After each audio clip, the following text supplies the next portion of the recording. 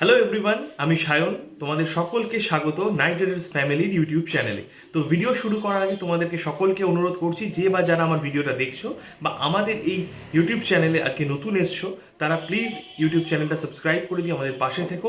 Night Riders সংক্রান্ত অনেক গুরুত্বপূর্ণ আপডেট আসছে আমাদের এই ইউটিউব চ্যানেলে, এবং এর পাশাপাশি থাকবে নানা আননোন ভিডিও, যেগুলো সচরাচর আমরা কোনো সোশ্যাল মিডিয়ায় সেভাবে পোস্ট করি না।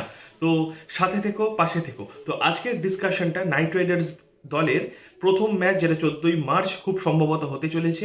সেই দলের ভারতীয় কোন প্লেয়ার আমাদের প্লেইং 11-এ সুযোগ পাবে, কাকে অধিনায়কত্ব দেওয়া হবে, এবং আমাদের নাইট রাইডার্স দলের ব্যাটিং ডিপার্টমেন্ট সম্পর্কে একটু আলোচনা হবে। তো খুব সম্ভবত নিজের নাম নথিভুক্ত করে নিচ্ছে দলে অজিঙ্ক্য রাহানে।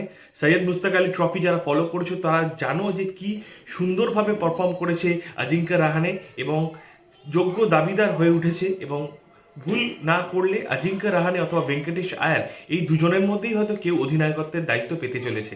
তো কেমন হতে পারে আমাদের ব্যাটিং অর্ডার, একটু আলোচনা করে দেখা যাক।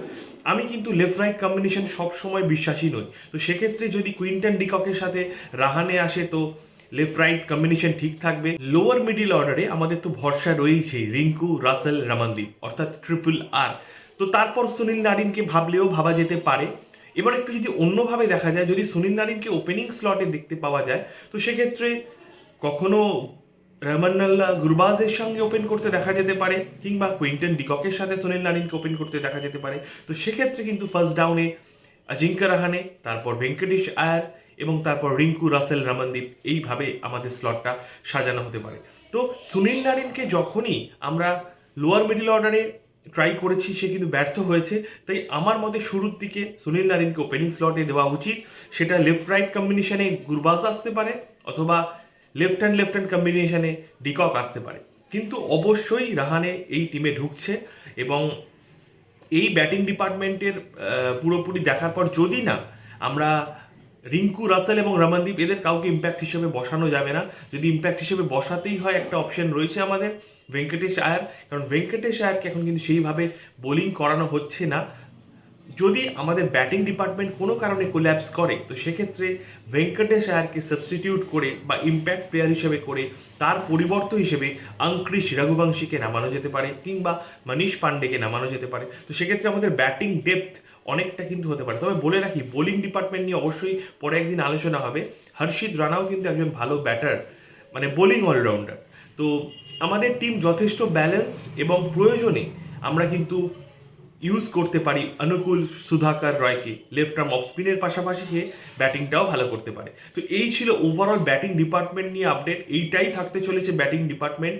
তো একটু চেঞ্জেস হবে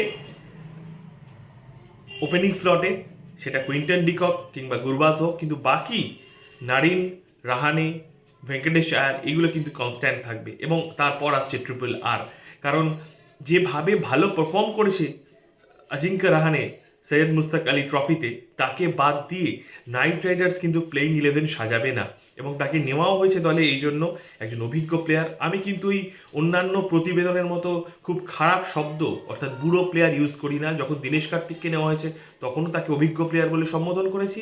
এক্ষেত্রে রাহানেকেও অভিজ্ঞ প্লেয়ার বলেই সম্বোধন করব। তো এক্সপেক্ট করছি খুব ভালো রকমভাবে একটা টিম সিলেকশন হবে, এবং আমরা কিন্তু ফাটিয়ে পারফর্ম করব। ততক্ষণ নেক্সট ভিডিও যতক্ষণ না আসছে, আমাদের ইউটিউব চ্যানেলটা অবশ্যই সাবস্ক্রাইব করে দিও, বেল আইকন প্রেস করে দিও, আমাদের পাশে থেকো। কমেন্ট সেকশনে নিজস্ব মতামত অবশ্যই জানিও, তোমরা কাকে চাইছো ওপেনিং স্লট থেকে লোয়ার মিডল অর্ডার অবধি, অবশ্যই জানিও। Take care and good bye, thank you.